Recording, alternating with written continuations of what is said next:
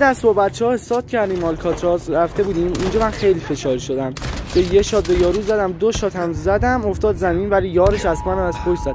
بچه اگه این اسکوادو دارم لابی یه لایک و یه کامنت هم بذاری واقعا ممنون میشم. حالا اگه بریم ریو بشیم انتقام بگیریم.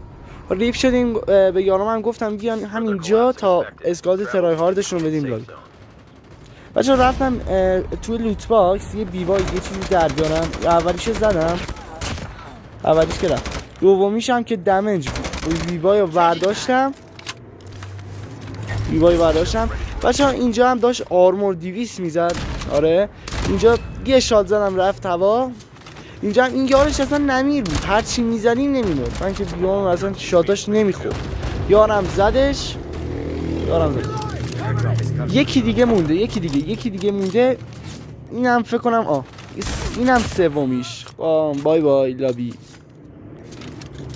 آقا بچه یه لایک و کامنت هم بذارید، ممنون میشم. ویدیو رو هم تا آخر تماشا کنید.